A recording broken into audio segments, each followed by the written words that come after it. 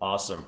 Well, thank you guys so much for coming in. I got landscapers outside of my house mowing grass, so of course it's inopportune, but that's okay. They should be somewhat quiet. Today's class is called The Art of Communication and Conversation. It's such an important one, and please, I'd love for you to pop your guys' mics on when you guys want to ask a question and or interject or tell an anecdote. It makes the class a lot more fun and interactive, and I love to hear your guys' perspectives on all this.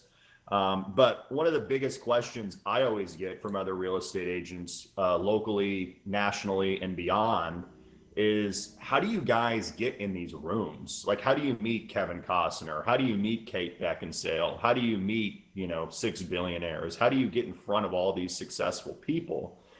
And so what I did is I started compiling a lot of my notes, and it's not just meeting them, it's A, getting the opportunity to meet them. And then once you do meet them, how do you capitalize on that moment in time, right? We all have these defining moments in business and in our lives, and we know they're a big moment in our life, but how do we fully capitalize on that moment when we have it or when we have the opportunity to seize it, right? So in this class, we're going to touch upon why communication and conversation is so important to your interactions with successful people. We're going to talk about two conversation killers that will repel people instantly. We're going to talk about storytelling and the best way to seem interesting to successful people and why. We're also going to talk about creating your own story that reflects you and your values in the highest possible fashion. And then lastly, how do you become a great conversationalist with elegance and grace? And I don't know if you guys do, pop your little mic on if you guys follow me on Instagram or Facebook. Just tap your mic on and say something so I know you do or don't. Yeah. Yes. A few of you. Okay, great. We have more coming in. The reason I say that is because if you looked at one of my posts that got shared, I think like 30 times in the last couple days, with the tagline was, how does one become a billionaire? That's a question that a lot of us wonder. And we try to figure out these success traits that certain people have that are unique to them. One of the things I talked about in the post is, throughout my life, I've met six billionaires. I've had conversations with six of them. I've met thousands of millionaires. And the reason I say this is not to brag, it's more about what did I learn from these experiences. And if you remember the post, you have your notes. I encourage you to take notes on this. What I figured out is there's kind of three types of people on this planet. And I have not been in group one, a lot of my life. I was in group two, and I will go through these groups. And I figured, okay, in order to get to group one, this is what I have to do. But group one is basically 0.005% of the population. And what group one is, and what are the success traits that all of these super successful people have in common, is they make things happen. We are filled with obstacles in our lives. Maybe it's your business, maybe it's procuring more listings, maybe it's procuring, more buyer leads, maybe it's growing your organization, right? The winners figure out a way to make it work for them. It's as simple as that. The second group of people, which is probably in the top 5% of people, they see things happen. And I was in this category for my 20s, really, where I saw successful people. I recognized their success. I saw some of the things that they were doing. I didn't know how they were doing it. And I was almost an island. Raise your hand if getting into the real estate business, you felt that early on in your career where you were just a lone ranger. Pop your mic on. Yeah. Oh yeah. And yeah, and that's almost the problem, right? Is when we get in this business, we're kind of alone. We don't have the footprint, we don't have the understanding of what we're supposed to do, and we're almost too afraid or embarrassed to ask questions to the people that are doing it. And how do we get in front of them? How do we adopt, all of this information? Because we can't just occupy their time. They're not going to give us the time of day unless we give them value. And here is 95% of the population. This is what you want to avoid at all costs.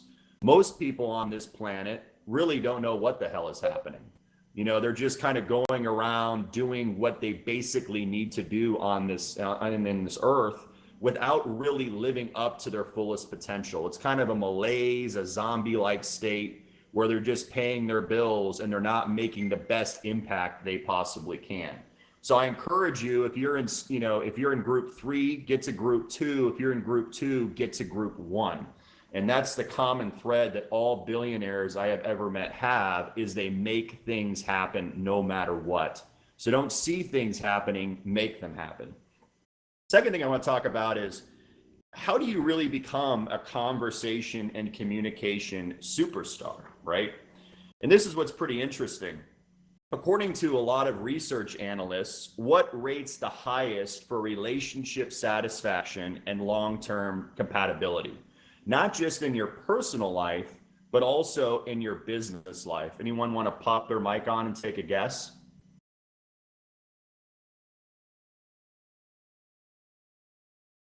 Lisa? I would say consistency and persistency. So it's even more simple than that. It's conversation. According to a lot of these statistics, 74% rated conversation as the #1 indicator of chemistry and attraction in business and your personal life, right? 58% of people say grammar is a bigger turnoff than bad sex. So think of that. You have to really create a great way that you're relating to people on every medium. It's written, it's communicatory, it's the different touch points people see you and your business, right? And then the last thing is, when you're with people and you want to make a lasting impact, Maya Angelou had an unbelievable quote. She said, people will forget what you say, they will forget what you do, but they will never forget how you make people feel. And if someone feels really excited, if someone feels really just in awe of your presence and the way that you can construct your thoughts in front of them, they will be magnetically attracted to you, and those people will become your friends as well as your clients. So why is it that so many people rate conversation with such great importance, right? It's because the ideas we create and the feelings and meanings are really almost more important than actual experiences. Think about that, right? I mean, it's when someone hears a story like EXPCon 2021 was so amazing, Matt Christie's and Brian's party was so amazing, our minds start to run wild and say, well, what was so amazing about it? Like, paint us a picture, tell us a story. For all of you who in the room weren't there, does that like conjure something up in your mind? Like, what made this so amazing? Pop your mic on. Yeah, that's exactly when we were just in Clubhouse where my head went. Yeah, it's almost that brain popping emoji where you're just like, wow, why is everyone so excited? I want to learn more. And here's a quote that you hear all the time, sticks and stones can break my bones, but words will never hurt me. And the truth is, that's total bullshit, and here is why. Because it's been proven that imagined experiences provoke the same emotional response, if not a deeper emotional response, than the actual experience. In other words, if your brain really doesn't care if something actually happens or it's imagined, it will create the same emotional reaction. Something of benefit, right? What's the worst thing that ever happened in humanity? What's the worst thing that ever happened in general? A lot of that has to do with miscommunication, ideas and conversation where we're playing telephone and it's not said in the proper way or given the proper connotation. So think of that. The words you say matter, right? So how do you tie this into creating successful relationships? Like, how do you get into the room? That's a bigger question. Successful people in general kind of have a pretty good emotional idea of what you want, right? Have you guys ever walked into a room and you pop your mic on, if you walk into a room and met someone and you're just like, they have really negative energy, like they almost make me sick, like raise your hand.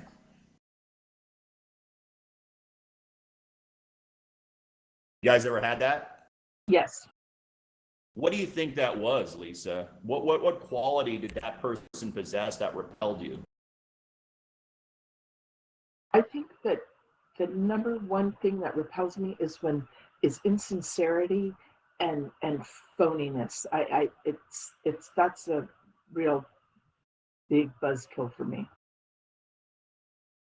Authenticity is so important, right? And the more authentic you are, and the more that you share these three words, write these down: real, raw, and relevant, the more people are cemented to your thought processes and your ideas. So the more real, raw, and relevant you are to your clients, the more business you will have because they can relate to you more. But the reason conversation is the proven conduit for human meaningful connection is that people want to do a bunch of cool stuff with other cool people. But by the end of the day, if there is no connection through conversation, the relationship simply will not last. And successful people want to introduce you to their network. They want to introduce you to their friends. But here's the rub. They only want to introduce someone that they're proud of, that's a representation of them, that brings value to them, and they feel is someone that is really, really unique and can add value to their friends' lives. So if you want to penetrate the network of some of the most successful people in the world, the biggest thing to remember is, how do I add value to this person? How am I making this person feel really good, genuinely, and through authenticity, as Lisa so eloquently put it, and create a connection that they're going to remember through story. So here are the two conversation killers that will just throw you out of every successful room, okay? We're gonna teach you how to become a master conversationalist, but before we get into that, there are a few key points I wanted to address. You, of course, know that there are many taboo conversation topics that are off limits when getting to know someone, right? A new relationship is very tenuous. At any time, it could fall in your favor or out of your favor. But there are some not so obvious conversation killers that immediately repel successful people. And if you have your notebook, I encourage you to write these two down. Number one, the I-centric. Going on and on about yourself. Dale Carnegie, the author of How to Win Friends and Influence People, once said that someone's most interesting conversation topic is always themselves. However, the opposite is also true. Your least favorite conversation topic is someone talking about themselves. Pop your mic on if you guys have heard this or been in a conversation where every other word is the person I. Constantly. Yep. How did that make you feel? Not great. I don't think I talk to many of those people anymore, to be honest with you.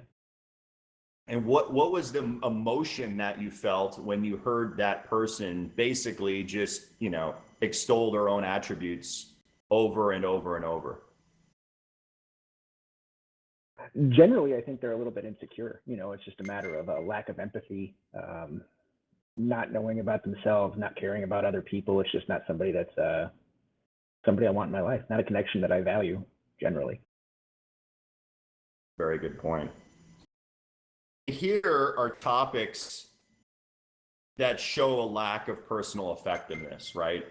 And so this is something that will repel someone big time. So the second thing that I want you to write down is, there are topics that will repel people instantly. The first thing is problems with work or money. If someone is talking about how broke they are, how hard their business is, how tough their life is, what happens when you hear that from a person? Pop your mic on. Well, I think, again, it makes you think that they're not problem solvers. And I think that all of us have probably done it, because sometimes you just get pissed and it just comes out like, oh, what an idiot, or oh, this is just like not the best way to do this. I can't believe this company does this, or whatever. But it makes people like want to go the opposite way, because nobody wants to walk into a hornet's nest, and it makes people think, uh-oh, this is not the right direction. You're 100% right. People want calm, cool, collected, and high valuable resources. And so here's another thing people don't like to talk about: or get repelled by? Problems with other people in your life. How many times have you been in a conversation when someone says, oh, my dad, my sister, my mom, my dog, my this, that? It's just a real negative dynamic. And you're thinking to yourself, well, if they don't like their parents, or they don't like their spouses, or they don't like their, mother or brother-in-law, how am I going to fall into this category, right? It really heartens and really disconnects you from that bonding, right? And so keep that in mind. If we have those problems, we all do, but the infancy of a conversation, you have to make sure not to bring that up. It will kill the deal before anything happens, right? And you hit the nail on the head, Lisa. We all have our problems, but successful people are effective at problem solving. So instead of complaining about the problems, you yourself have to become the solution. You want to get into 0.005% of the planet, you make things happen no matter what. And this is another big thing. One of the biggest questions I always get asked is, well, how have you met all of these celebrities? How have you interacted with them? How have you created really good rapport in getting into these really difficult rooms to get into? And my easiest and quickest response is, I'm a good storyteller. And I want you to write this down too, because storytelling is the best way to become interesting to high value people. Peter Guber, who is the chairman and CEO of Mandalay Entertainment, you've probably seen a lot of movies of Mandalay Entertainment in the front 5 seconds. He basically said this in his book. He says, telling purposeful stories is certainly the most efficient means of persuasion in everyday life, and the most effective way of translating ideas into action. Let me say that one more time. Telling purposeful stories is certainly the most efficient means of persuasion in everyday life, and the most effective way of translating ideas into action. So to be really successful, look at Grant Cardone. Look at Glenn Stearns. Look at Glenn Sanford. They are all expert storytellers, right? And stories are effective because telling people something is too factual and boring. Telling a story allows people to feel the emotions of the situation as if they were personally a part of it. That's what's so powerful about our business model is when we have these experiences and we meet all these amazing people, they start to conjure up these ideas in their mind, and it just goes off in this unbelievable magical way where they're now putting themselves in the room with you and learning from you all the amazing opportunities that you've created in your life, right?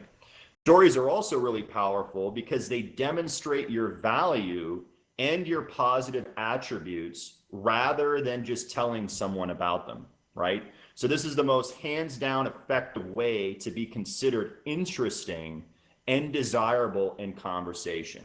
Have you guys ever felt this firsthand? Pop your mic on. Yep. So there are 2 types of stories. If you have your notes, write these down that you guys have to master to become really successful, okay? The first story that you want to master, which we've talked about in previous classes, is your own personal story, right? If you're in the room with Kevin Costner or Julia Roberts or a billionaire, what makes you unique, right? What is your 10 to 15 second elevator pitch that shows through storytelling why that person wants to get to know you, okay? And then the last thing, which is number 2, is how do you speak to them and converse with them through storytelling, okay? So what makes a good story? That's the next question. A good story is demonstrated through an underlying reason or purpose, right? Through an example. So interesting and informed observations about life. What makes Anne special? What makes Brennan special? What makes Matt special? Carrie, Eric, Heather, Jacob.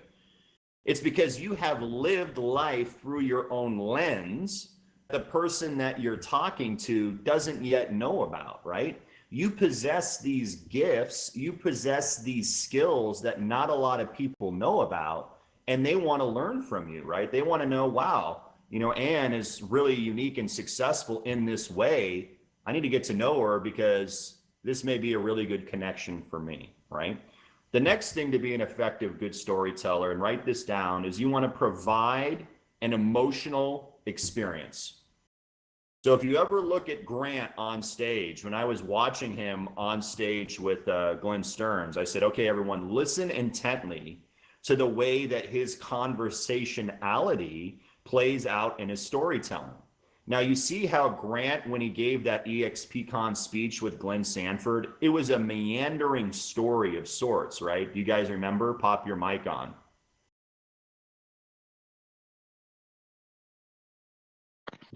Yeah. Right? And so, but what made it so effective was because there were conversations and stories interwoven in there that we were hanging on every word that he said, because he implemented a few things. One is humor. You have to be funny. That's number one. Two is authenticity. He was authentic. You know, he talked about meeting his wife. He talked about her rejecting him. He talked about the pitfalls and the difficulties of becoming successful, right? The reason he talks about that is he's relating that story to us. We have all been through it. The next thing, if you really remember his talk, was he uses metaphors and analogies all the time. Do you guys remember when he talked about the banana? Pop your mic on.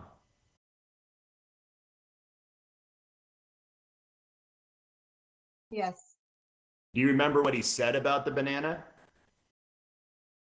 That the 3 bananas and all the people wanting the banana, so those bananas were going to sell for more. Exactly. And he also, what also he talked about was when his, you know, drug addiction days in his 20s, he was working at a supermarket, and what he learned from that brought him into business in a lot of different ways. Like, what happens to the ripe bananas? They go to the front of the line. So what does that mean in contextualization of business? If you have a party, if you have an event, if you have an open house, if you have a client that needs to be in a house now, where do they go on your list of priorities? They go right to the front, right? So he's using the metaphor and the analogy of that banana getting brown to bring that person that is in desperate need of your skills and resources to the front of the line. The next thing that he utilized, which you guys can write this down too, is plot, right? What makes a good story? Well, what happens next? Why does it matter? Why is everyone so in tune with what Grant has to say, and why are we hanging on his words? Is because we're really interested in to see where this next saga of the story goes. You know, how does Elena's success merged with our businesses help all of us, right? How does that affect the stock? How does that affect our business and our ability to showcase what we have to offer as agents and as brokers, become more effective with our clients, right? So plot matters. Think of it like you're writing a script of your own life. You know, you may be in the first, second, or third phase of the script, but what's that climactic moment that gets people excited about your life story, right? And then here are the components that make a really good dramatic story: conflict, tension, extraordinary behavior, controversy, mystery, suspense, right? It's writing and reading 101. And implement these things when you are in the room with successful people.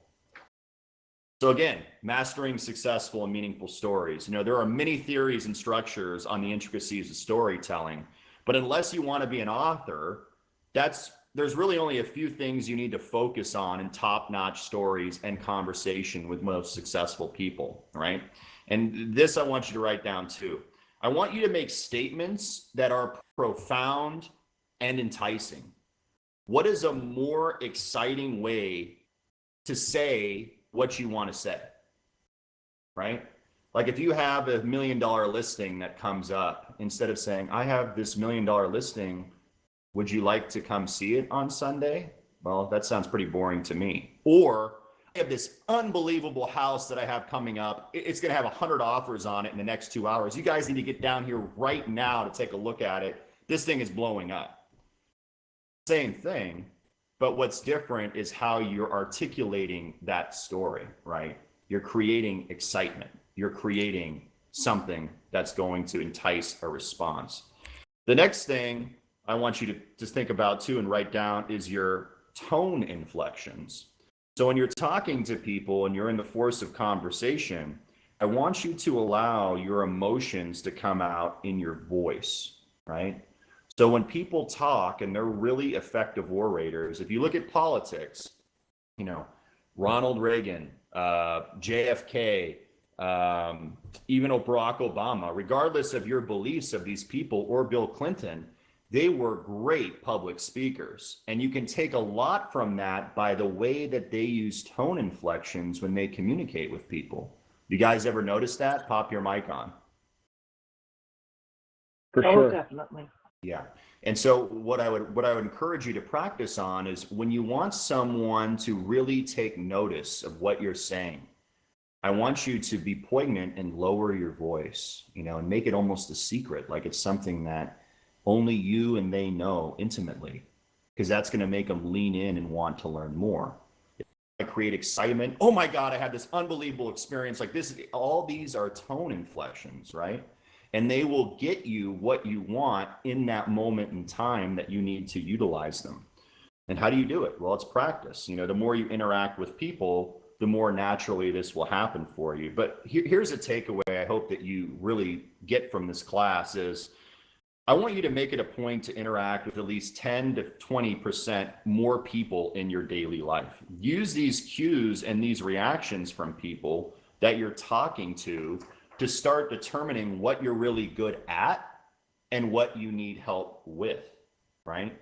And you're going to utilize these cues to start creating a story that reflects your values. You know, what makes us unique is the fact that we're all unique, right? We have a similar belief system in EXP. We have a similar belief system in real estate, but you may be Protestant, Catholic, agnostic. You may be a Republican, you may be a Democrat. It really is irrelevant. But what is relevant is how do you craft that story to make sure that when you're in the room with that right person, you're utilizing the story that best mirrors them and makes you more exciting to them, right?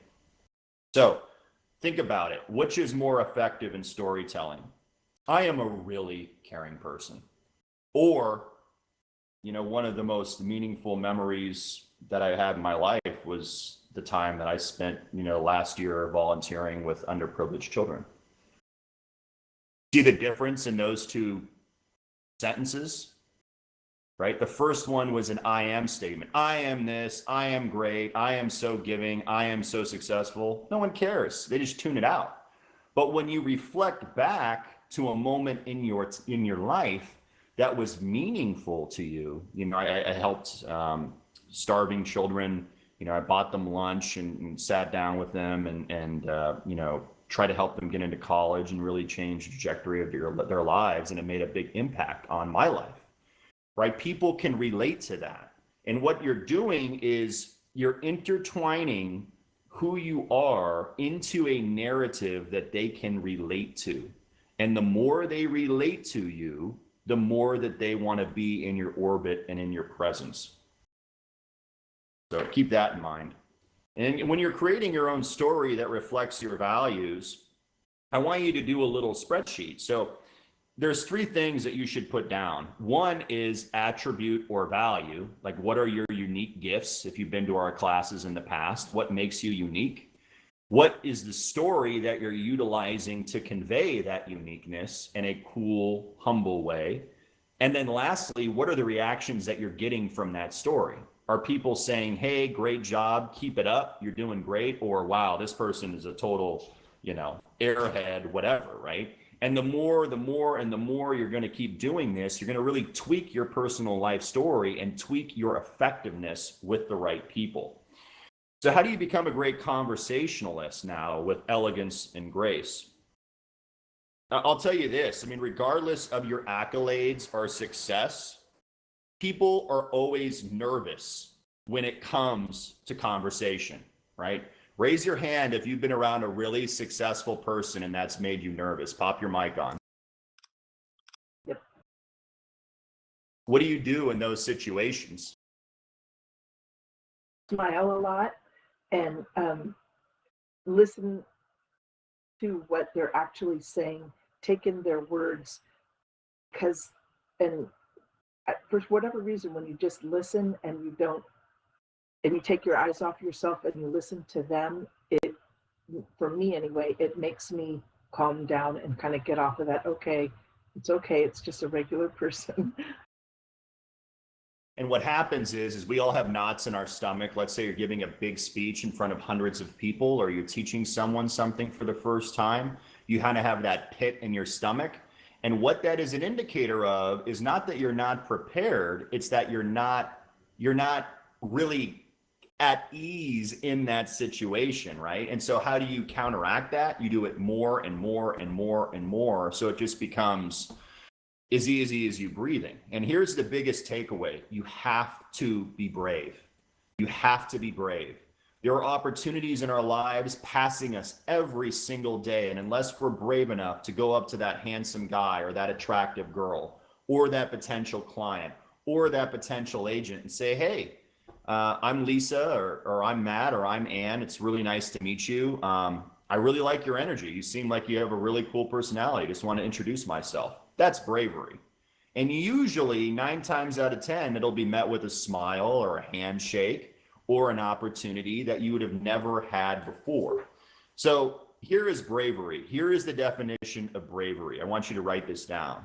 Being willing to do what you need to do, when you need to do it, regardless of whether or not you feel like doing it. This is bravery. This is what billionaires have in common. This is what the thousands of millionaires I have met have in common. They are brave. They are willing to do what you need to do, when you need to do it, regardless of whether or not you feel like doing it. And when you are brave, results are guaranteed to happen because you are taking the actions necessary to ensure your success. Does everyone agree with that? Pop your mic on. That's yes, 100%. Yeah. So how do you become a great conversationalist? Well, confidence and skill are both learned traits. You know, a lot of people are like, oh, you're innately an extrovert. I was an introvert till I was 22 years old. I hated being around people. But then I realized I wasn't living the life that I wanted to live, and I wasn't touching people the way I needed to touch them and help impact their lives for the better. So you got to understand, confidence and being a good orator or a good communicator is learned, and none of them can exist unless you practice. I mean, here's a good example of that. Warren Buffett, right? One of the richest people on the planet. You know what his most prized possession is in his office? Pop your mic on if you know.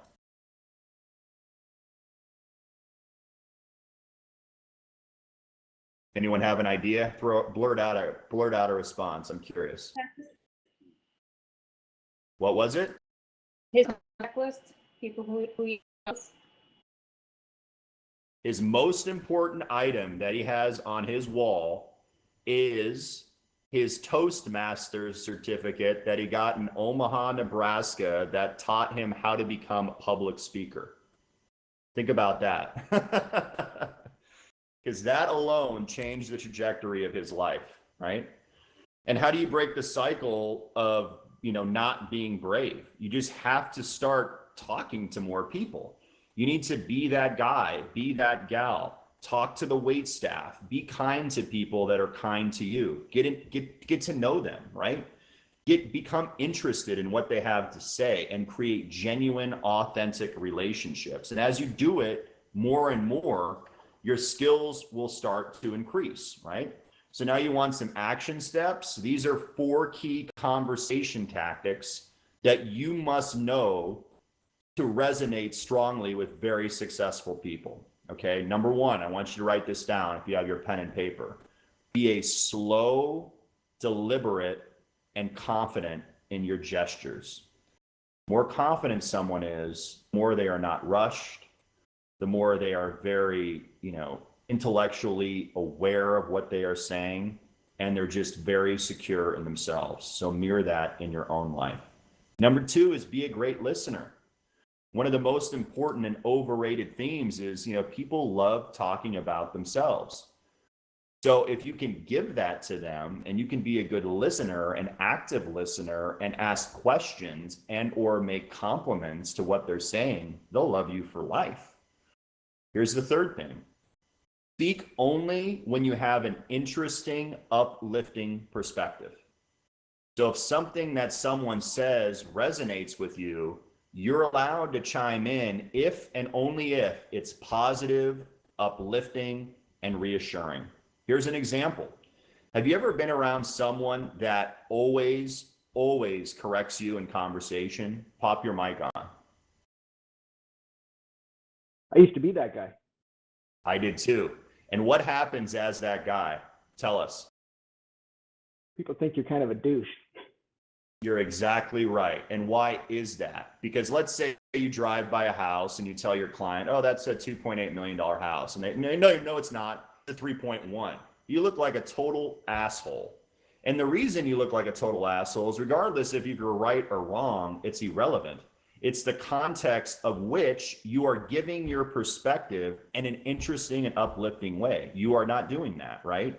It's negative and condescending. So keep that in mind as you're interacting with people. And here's the big takeaway. If anyone has gone through my classes, here is the most important question I want you guys to write down to know the answer to. What is the first thing people ask you when they first meet you? What do you do? How many of you have heard that question? What do you do? Pop your mic on. Yep. Almost always. And what do you tell them when they ask you, what do you do? I help you make money. What about you? Who else wants to chime in? Now I tell them I run a real estate business.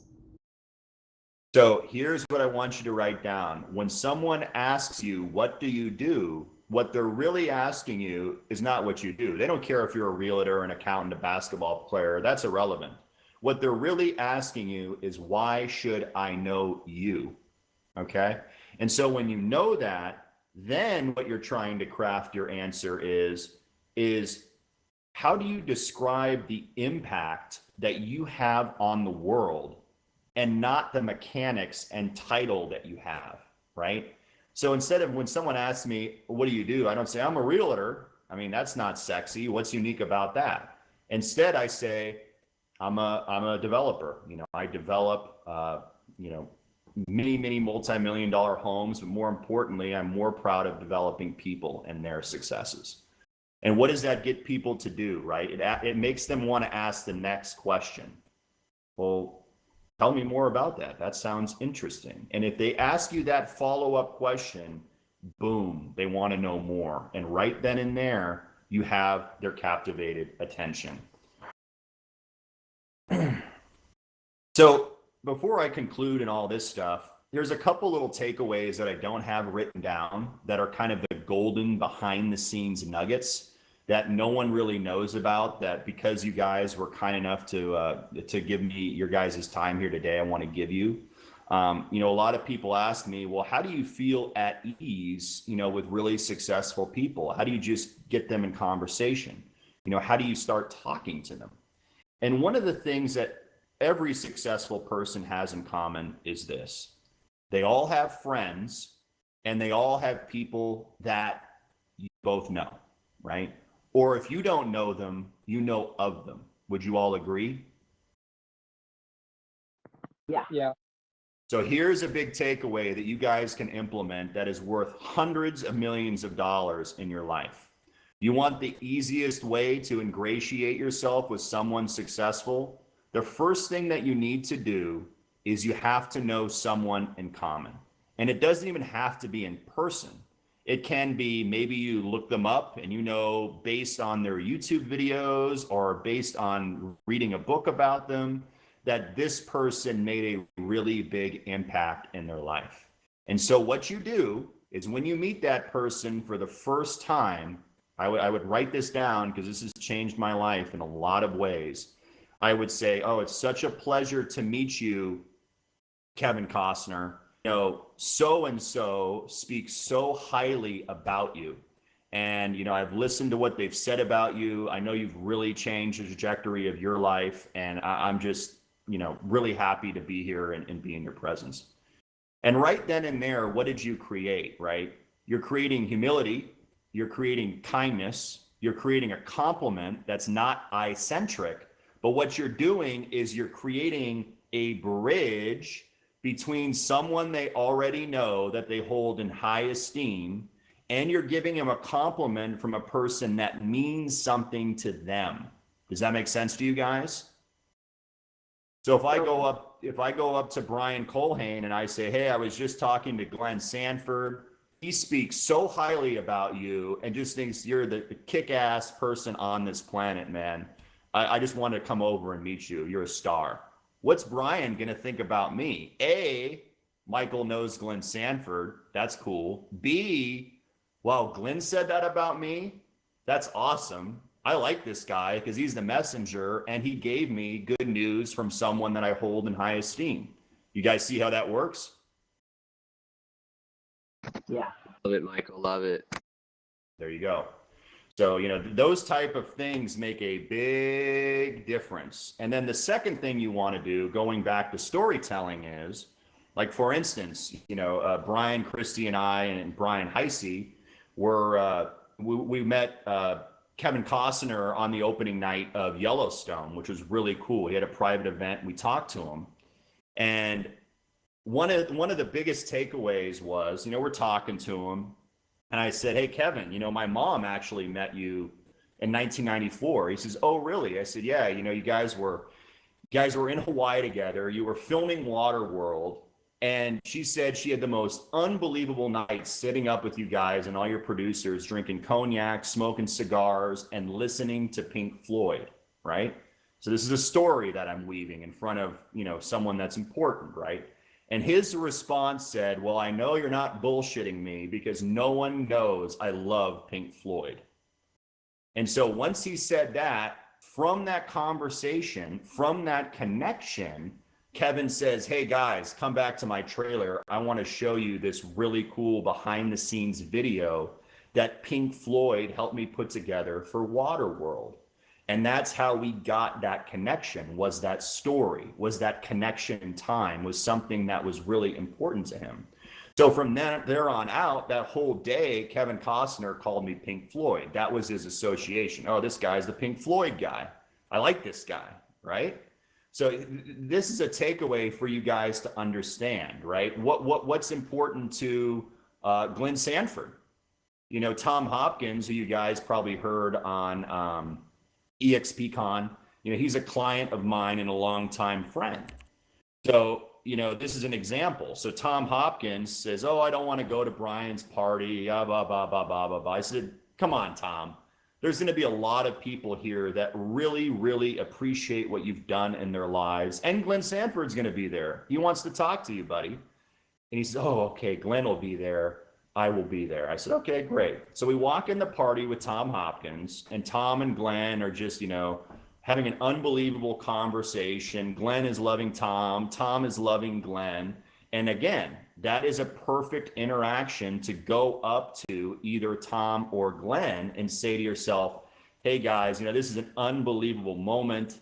Can I share this with you? Do you mind if I get a photo, or do you mind if I ask you guys a few questions? I just love, you know, bringing two icons together. And what are they going to say? They're going to say, of course, I'd love to, because, you know, this is a cool moment. Let's share it together, right? So it's these little opportunities that you guys are going to start seeing in your life. There's puzzle pieces of life that you can place together and create unbelievable opportunities in your life. Here's the third thing. Got to have a lot of bravery because of this. In today's society, if it's not documented, it didn't happen. You guys ever had an issue with that? Where, oh my God, I had this unbelievable run-in with so-and-so, but I didn't take that photo. I didn't get the video. Pop your mic on. That happened to me. Yeah, for Tell sure. me what happened. Tell me what happened. Well, I saw you there, and I kept trying to work my way over to you. And every time I got close, you and RC were going talking to somebody else. So unfortunately, I didn't get to talk to you there at the party. But same thing with Grant Cardone. You know, it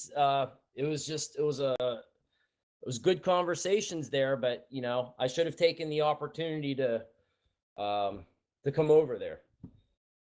And you know what I told everyone as we were taking a private car ride to the party? Here's a great example, guys. I told everyone with me, I said, look, you are my guests. I am Brian, Matt's, and Christy's guests at this party.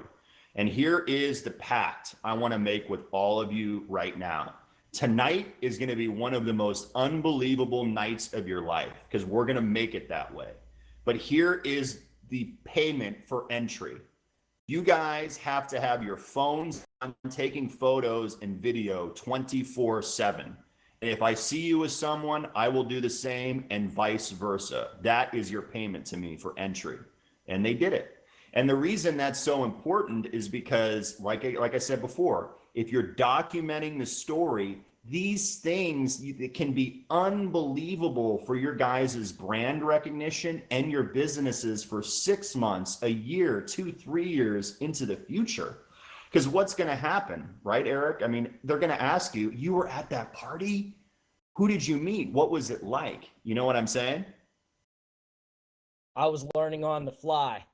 Exactly, right? And so you can pull up a photo with Grant Cardone or with me or with Glenn or with someone that made an impact in your life, and you can say, well, this was the night. Let me tell you a story. Right? And that's what we're learning to today's class. How do you tell a story of a lifetime that someone at the end of it goes, Eric, dude, I want to partner with you. Like, you're going to be my sponsor. We're going to blow up this world together. Let's do business together. Right? That's why we're all here. For sure. And that's all it is, guys. I mean, and that's all it is. The tricks of the trade are this. Every person is your entrance ticket to another person. It's as simple as that. And when you look at people and you look at opportunity, I want you to create authenticity that Lisa said. You know, you have to be authentic. You have to really nurture those relationships and be helpful to them. You know, help them go through those things. I mean, Tom was gracious enough to have me say a few words when he was on stage, but in return, you know, I helped him back to his room.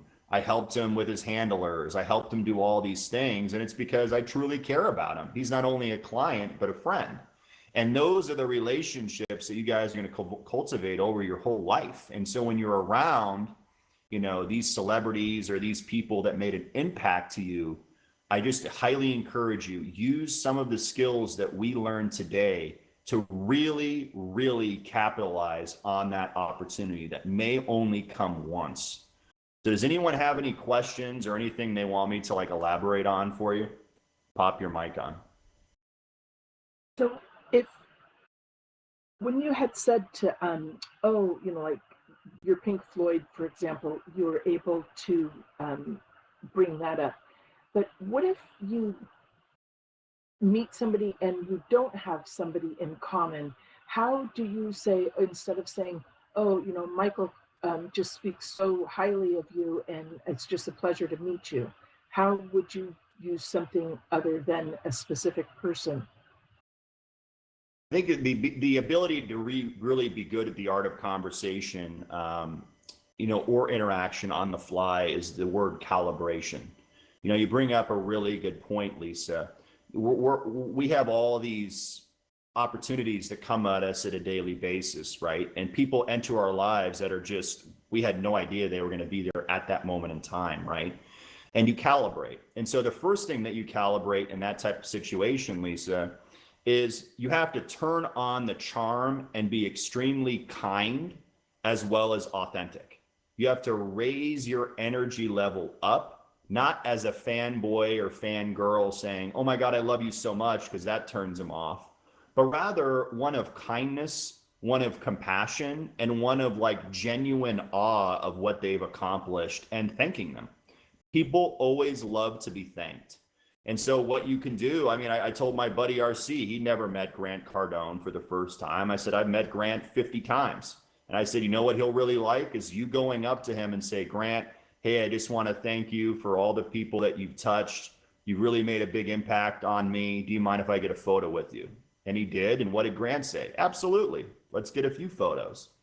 So it's that type of thing where you're genuine in your approach and you're kind and you're giving someone a compliment. Most of the time, they will be kind to you back. Does that help answer your question? Yeah, thank you. Anyone else?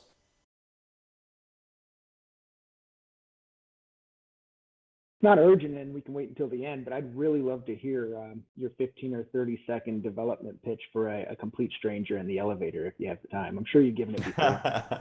But it depends on the person, right? So again, that word I want you to take away is calibration. Not every person wants real estate. And this is what I tell all my agents, and some of them are on here, like Ann and like a few watching from YouTube Live. But I always say, when you meet someone, you got to have 4 buckets, right? And the 4 buckets of our business is this. 1 is a true friendship. Like, you just like this person, you love being around them. I want you to be my friend, right? That's bucket 1. Bucket 2 is someone that is a potential client. Maybe they're going to want to buy a $5 or $10 million house one day. I'd like to get to know you in a professional capacity, right?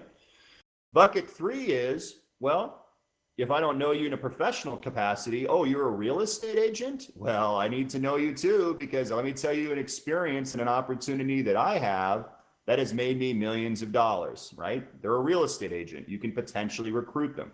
That's bucket 3. And bucket 4 is a mentor, someone that you look up to, someone that has something that you really idolize or really appreciate, and they just have a real authenticity and story to them that you want to be in their orbit and be a part of. And if you look at every person in those 4 buckets, I think you're going to be really successful, because everyone should fit into those 4 buckets. And if they don't, you got to eradicate them from your life. I mean, hopefully that helps, Eric. for sure. Anyone else have any questions?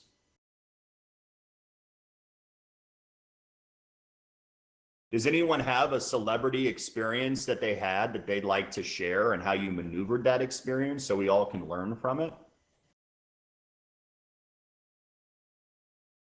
So I might be fairly unique, but my previous job had me come into contact with a lot of like actual celebrities, Jay Leno, people doing keynote speeches at conventions. And the biggest problem that I ever had, at least I guess it was kind of easy, but I just talked to people like they're normal, like Jay Leno, we just had a conversation about college football, it was fine.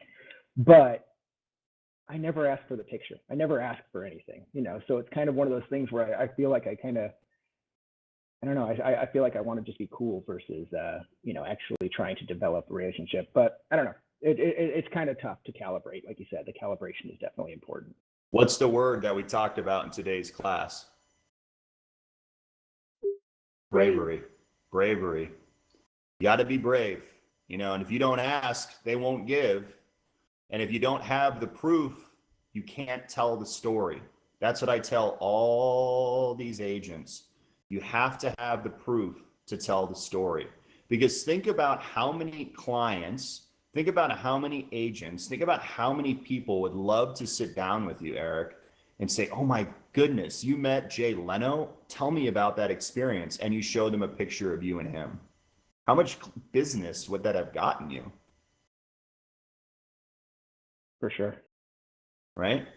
And so that's what I'm saying. It's just these opportunities come by maybe once, twice in your life. And you guys have to be ready at all times to seize them, because it's not just that moment. It's almost throwing a coin in the river and seeing that moment reverberate into so many other aspects of your life. I mean, I'll give you an example if you guys have another couple minutes. In 2015, I got on the map in Arizona because at the time I listed and sold one of the most expensive homes, which at the time was $3 million, which today isn't that much. But at 25 years old, being a primary listing agent on a $3 million house was a big deal. And I sold that house, being at the time the youngest listing agent to sell a $3 million house in the state.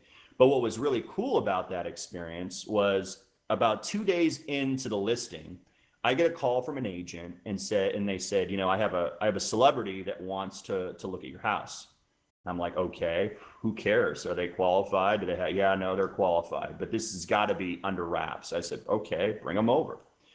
So we have two Escalades that pull up, two black Escalades. We got a bunch of girls, one guy, and a PR person and an agent. And guess who walks out 2 months before the Olympic tryouts is Michael Phelps. And this is at the height of his career, right? The height of his gold era, golden boy, the most decorated Olympian of all time. And we start talking, and I start showing he and his fiance at the time the house. And we're going around and around and around. And, you know, I'm thinking to myself, this is an unbelievable opportunity, right? Michael Phelps is in a house that I helped build that I'm going to inevitably sell. And he's complimenting my team and I at some of the choices that we made and all of these things. And what I remember from the experience was, he says, don't even show me the pool. Everyone shows me their bullshit pools. He says, I swim in an Olympic pool 5 times a day. I don't care about the effing pool outside, right? Show me the cool aspects of this house. And at the same moment, I get a text message from my little nephew, who is a swimmer, who is 7 years old. And he texts me and he says, hey, Mike, how are you? And I said, hey, buddy, I can't talk to you right now because I'm with a showing, but how can I help? And he says, oh, I just wanted to say hi. And I said, well, you would never believe who is with me right here, Michael Phelps. And of course, he lost school.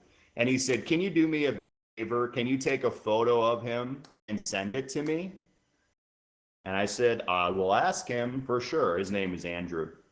So I pull Michael aside. I said, hey, I know this is kind of tacky. I don't mean to, be a bad guy here, but my nephew is a huge fan and he would love for you to send him a photo with me. And he said, yeah, no problem. We'll take as many photos as you want, right?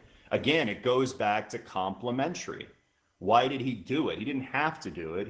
I was complimenting him. My nephew, who was a big fan of his, was 6, wanted it, right? So it wasn't about me. It was about being selfless and documenting the moment. So he takes the photo. I send it to my nephew. He goes crazy.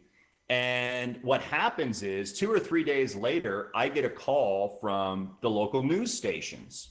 And they said, hey, I heard through the grapevine that, Michael Phelps is trying to buy your house. And I said, no comment. I don't even know what you're talking about. I didn't know who leaked it because I sure as hell didn't, right? But it became wildfire. And so that house didn't sell to him, but it sold the next day for full price, all cash, quick close, because someone found out that Michael Phelps wanted this house. And so someone else wanted to buy it from under him.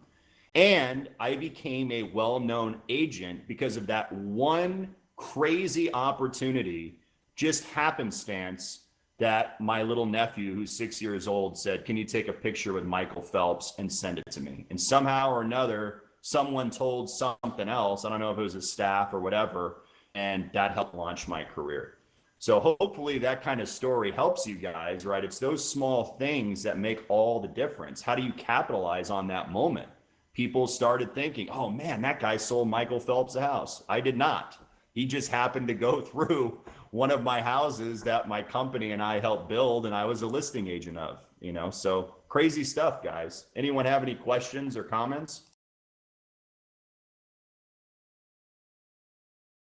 That's a cool story. Yeah, it's authentic. I mean, it really happened. If it wasn't for my little nephew, Andrew, who knows where I would be today, and that's the power of leveraging those opportunities. Eric said it best, when you're in the room with these people, guys, document it in an elegant, fun way, be very complimentary, be nice, and, utilize it for your success. It will change the trajectory of your life. Proximity is power. The more people that you are associated with who are super duper successful, the more successful you will be. It's as simple as that. Anyone have any other questions before we end it, or any comments they'd like to share?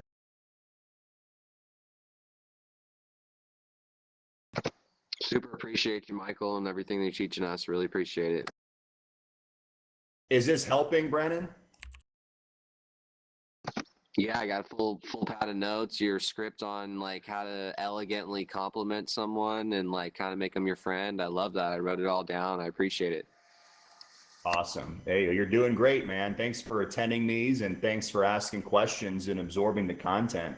I mean, we're all sponges here. I'm trying to sponge up information from Brian and these billionaires and these celebrities. And I'm just trying to get you guys in the same rooms and do it. I mean, honestly, it's so crazy, but Brian said it well on Clubhouse today. It's that dynamic of we're here to help you guys. We want you guys in the room with us. The more the merrier. The more successful you are, the more fulfillment we have in our lives. So, please, if we can help, let us know. Thank you very much for this. This was amazing. And like I've got 3 pages of notes now too, and hopefully we'll put them into action today. Appreciate the time. Hey, my pleasure. Anyone else have any questions or closing thoughts before we close this out? I just want to say thank you, Michael and Matthew, for doing this each week and for putting it on YouTube. Because when I miss notes, I can go back and pick them up. I appreciate it. Hey, my pleasure. We'll end with Brandon Dawson's quote, which I think is poignant and relevant to what we have today. It's, what you think becomes what you say, and what you say becomes what you do, and what you do becomes your legacy. So, go out, implement these things, guys, and change your life and document the hell out of it. You cannot be the secret agent. You have to be known. Anonymity is death. I look at all successful agents I have on my team and or beyond that I'm currently attracting. Everyone who is successful is known, because if no one knows you, as Grant Cardone says, they're not going to flow you.